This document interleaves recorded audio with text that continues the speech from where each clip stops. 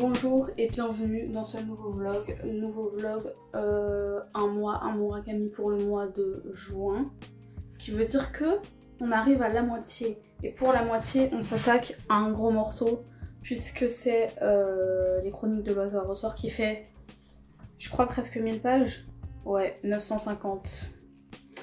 Donc c'est parti, comme vous avez pu le voir, je l'ai déjà commencé encore une fois, mais là bon, il me reste encore un gros bout ensemble, ne vous inquiétez pas. J'ai lu les 100 premières pages en gros, et avant de commencer du coup j'ai été regarder sur Goodreads parce que j'ai mis genre en mode currently reading, et du coup j'ai vu que la première fois que je l'avais lu, je lui avais mis 5 étoiles. Je suis choquée, je pensais pas que je lui avais mis autant, parce que on va pas se mentir, avec le temps il m'a pas laissé une si grande impression que ça. Du coup je suis curieuse de me replonger dedans. Pour l'instant, donc voilà, les 100 premières pages, on met les choses en place.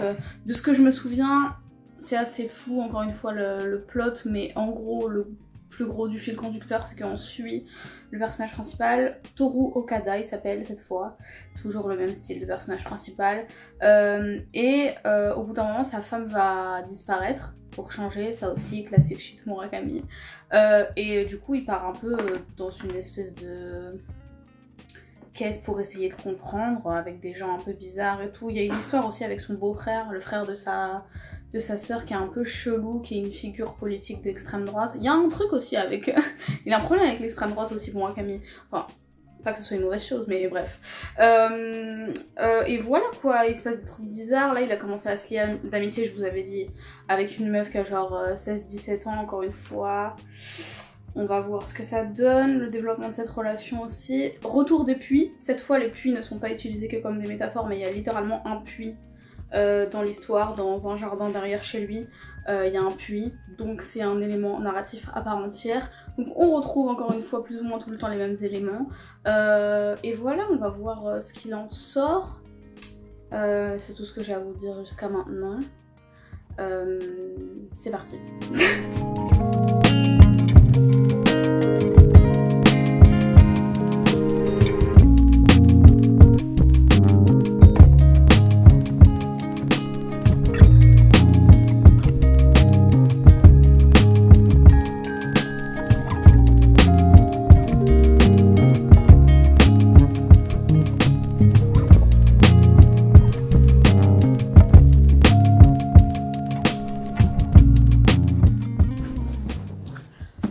Side note, je viens tout juste de envoyer le travail de mon dernier projet en tant que traductrice freelance. Donc ma reconversion professionnelle est enfin aboutie, accomplie, terminée. Voilà, on a random Tuesday comme on dit. Je suis un peu triste, mais voilà, bref. Il fallait que je le dise à quelqu'un, désolé, vous étiez là. C'est vous qui l'avez entendu. J'ai un énorme update pour vous, alors j'espère que vous êtes prêts. D'abord, admirez cette super pochette que j'ai eue à mon nouveau travail. Bon, clairement, j'ai atteint les limites de ses capacités avec un livre de presque 1000 pages, mais tout à l'heure en rentrant dans le train, je suis arrivée pile à la page 500. Donc un tout petit peu plus de la moitié. La dernière fois que je vous ai parlé, je venais à peine de commencer, je crois, où j'ai lu que les 100... J'avais lu que les 100 premières pages. Ce livre, vraiment. Alors attendez, il faut que j'organise mes idées, j'ai plusieurs choses à vous dire. D'abord, je vais vous faire un court résumé de tout ce qui s'est passé jusqu'à maintenant.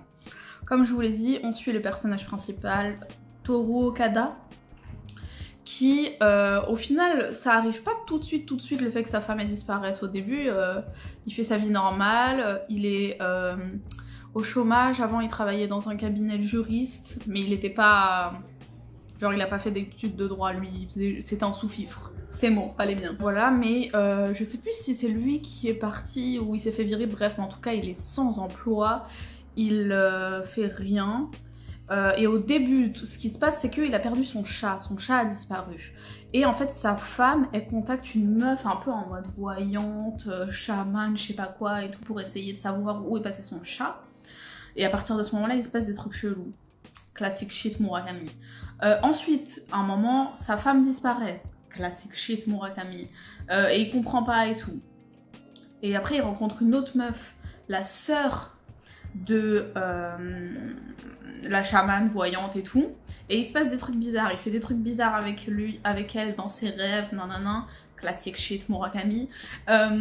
Et après, aussi en parallèle, quand il était en couple avec sa femme, bref, quand sa femme n'était pas encore partie, ce que je voulais dire, il voyait une fois par semaine un gars aussi un peu en mode, pareil, chaman, voyant et tout, sous la demande de leurs parents. En mode, c'était un peu conseiller conjugal, vous voyez, il le voyait une fois par semaine. Ce type meurt. Et un de ses amis avec qui il a fait la guerre va voir le personnage principal en lui disant « Tenez, le monsieur, avant de mourir, il m'a demandé de vous donner ça. » Ensuite, énorme tangente où ce monsieur-là, avec qui il est parti faire la guerre, lui raconte quelque chose qui s'est passé pendant qu'ils étaient à la guerre ensemble, justement. On a vraiment 3-4 chapitres entiers là-dessus.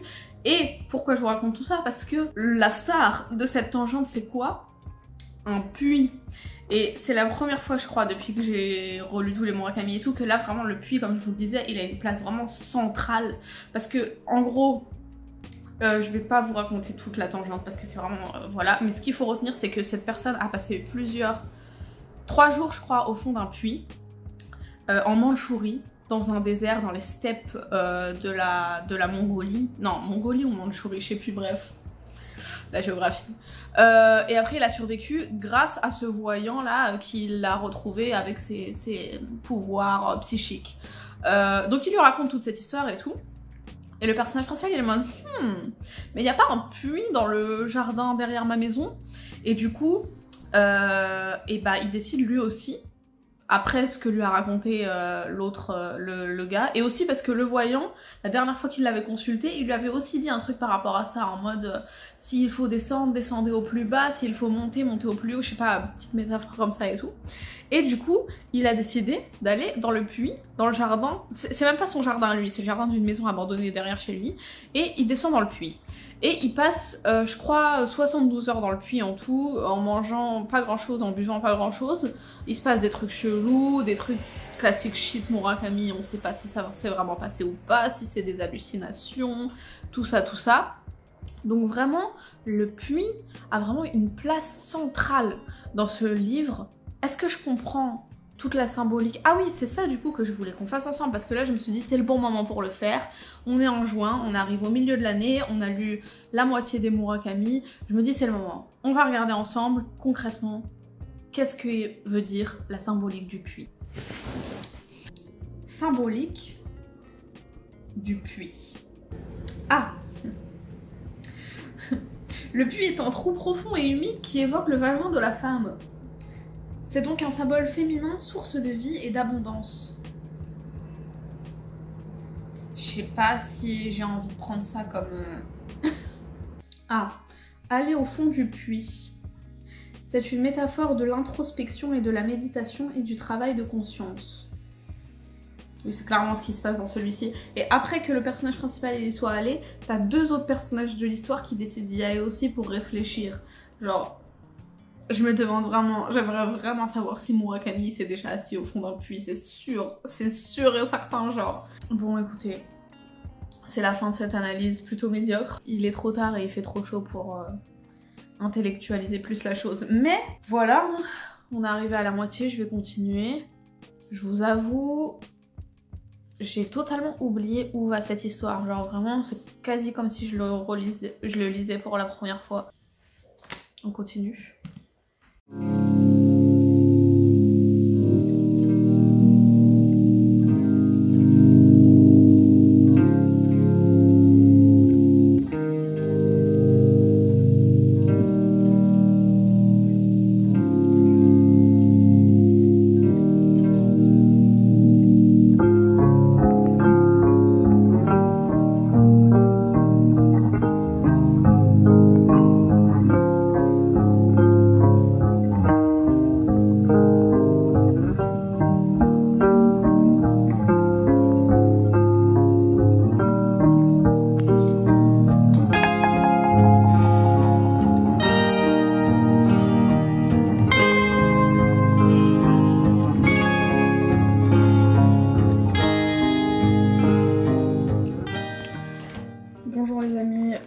Excusez ma tête dans le cul, il est actuellement 6h40.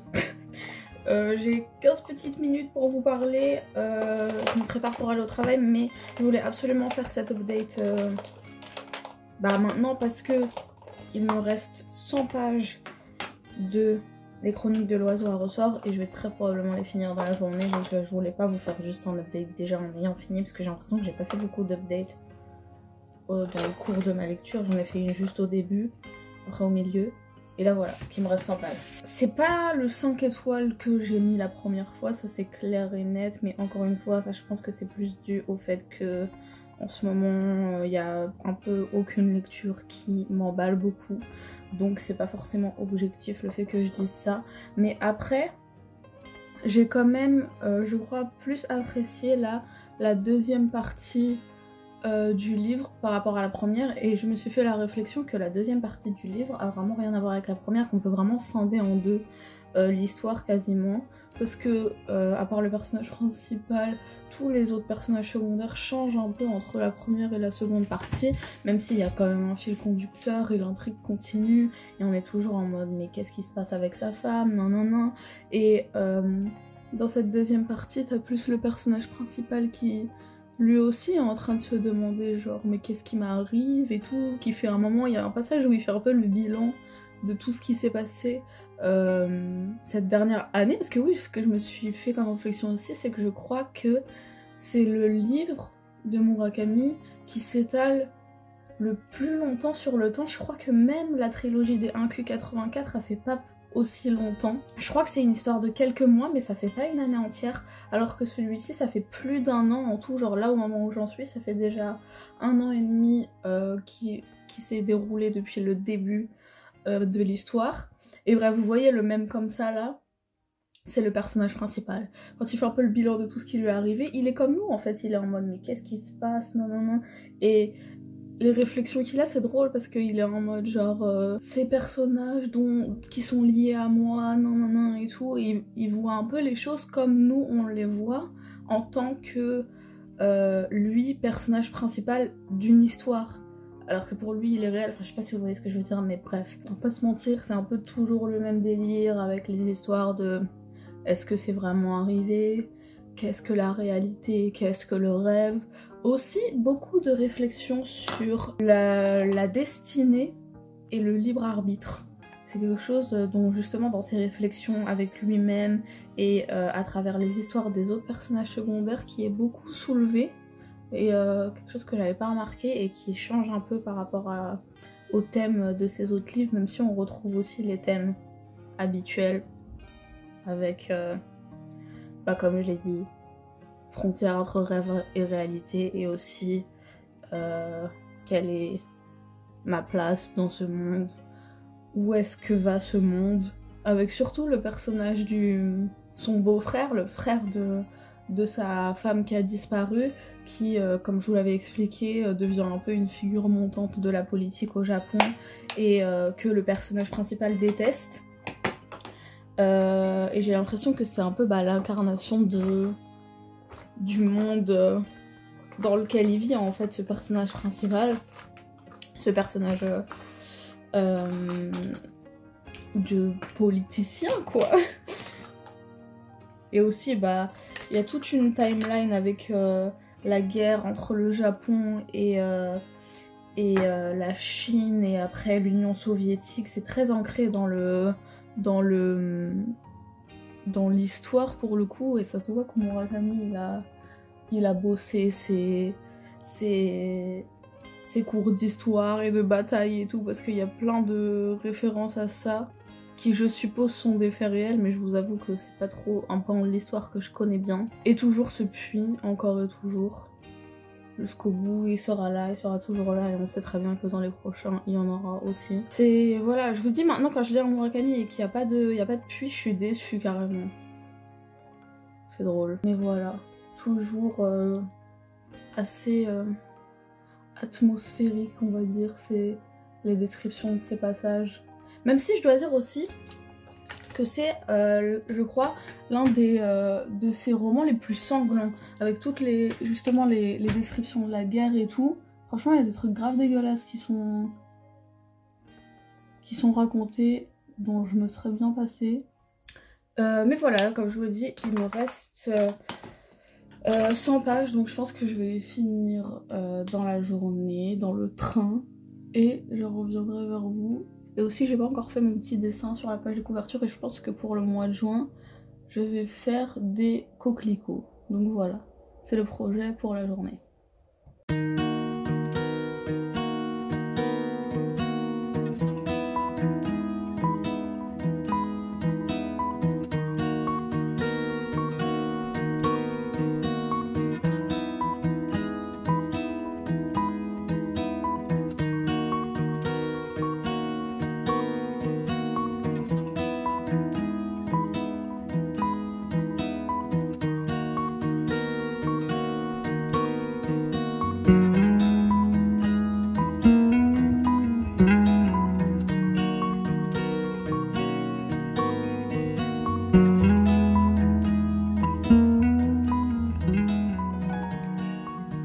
Ok, final thoughts, comme on dit. J'en ai pas. Franchement, j'ai pas grand chose à rajouter que je vous ai pas déjà dit. Mais la réflexion que je me suis faite, c'est que ce livre-là, un peu comme ça m'avait fait pour La fin des temps, je pense que c'est pas des bons livres à relire. C'est des livres cool à lire, à découvrir, mais à relire c'est pas ouf parce que vous voyez, c'est un peu en mode... Vous voyez comment j'ai kiffé La balade de l'impossible, parce que c'était cool, genre tu t'attaches un peu au personnage, il y a une trame un peu plus claire sur qu'est-ce qui se passe et tout, et c'est un peu plus... Même s'il y a aussi un peu de trucs un peu magical realism, c'est un peu plus ancré dans la réalité et les problématiques dans lesquelles on peut vite fait se retrouver, alors que celui-ci, bon, franchement, c'est what the fuck à la mort, un peu comme La fin des temps, et du coup, bah, genre, moi en tout cas, personnellement, je m'identifie plus difficilement, et du coup, tout le côté what the fuck et tout, c'est bien pour une première lecture, parce que t'es en mode, t'essayes de grappiller des informations par-ci par-là, de recouper les informations, d'essayer de comprendre ce qui se passe, le sens caché, nanana et tout, mais en sachant que c'est une relecture, donc je l'avais déjà lu, donc je savais déjà qu'à la fin, on avait très peu de réponses, et qu'avec les réponses qui nous sont données, elles sont pas spécialement satisfaisantes, et c'est en gros débrouille-toi avec ça, genre... du coup, il n'y avait pas d'intérêt à cette relecture, vous voyez ce que je veux dire? Si ce n'est peut-être capter des trucs que du coup j'aurais pas capté à la première fois, ça me l'a fait un peu avec La fin des temps, mais avec celui-ci pas trop. J'étais juste en mode... Je sais qu'il se passe des trucs et que c'est un peu flou, tout ça. Qu'est-ce que la vérité, tout ça. Mais voilà quoi. Surtout en sachant que depuis que j'ai lu cette interview de Murakami dans... Je crois que c'était dans Le Monde qu'il avait fait une interview où il avait dit « Moi, j'y connais rien à la psychanalyse, je mets pas de symboles cachés dans mes livres. S'il y en a qui veulent s'amuser à analyser, qu'ils le fassent, mais moi, perso, je fais pas ça. » Depuis que j'ai lu cette interview, je suis en mode « Vraiment, ça sert à rien. Ça sert à rien que je me triture les méninges. » S'il écrit ces trucs sans... Au final... Peut-être voilà, s'il y a des trucs qui sont retranscrits, c'est même inconscient et ça sert à rien de chercher. Je me fais agresser par Murakami, peut-être je dis pas les bons trucs, je sais pas, pardon. Bref, tout ça pour dire que, voilà, je l'ai relu, mais c'était pas l'expérience du siècle, clairement. Mais, par contre, le Murakami du mois prochain, c'est Les Amants de Spoutnik, et lui, je l'ai déjà relu 2 fois, je crois. C'est celui que depuis le début de l'année je vous dis que c'est lui que je pense est en train de prendre la place de mon favori de Murakami. Du coup j'ai trop hâte de le relire parce que lui je pense que ça va me faire la même vibe que La balade de l'impossible. Où vous voyez c'était un peu la même chose dans... à l'ouest... non, au sud de la frontière à l'ouest du soleil, si ce n'est que là, cette relecture, je me suis rendu compte que le personnage principal était un peu un vieux mec. Mais vous voyez, j'ai l'impression on peut diviser les livres de Murakami dans ces 2 catégories. Et par exemple... je mettrais un Q84 dans la même catégorie que celui-ci, vous voyez, ou Kafka sur le rivage, peut-être un peu un mix des 2, à voir quand ce sera le moment de le relire. Mais en tout cas, voilà. Oh là là, boomer avec le doigt sur la caméra. Mois prochain, c'est Les Amants de Spoutnik. Trop hâte. Si ça vous dit. Voilà, mois de juillet, on lit les amants de Spoutnik. Et encore une fois, j'espère que ce vlog vous a plu. Et je vous verrai dans une prochaine vidéo. Bisous!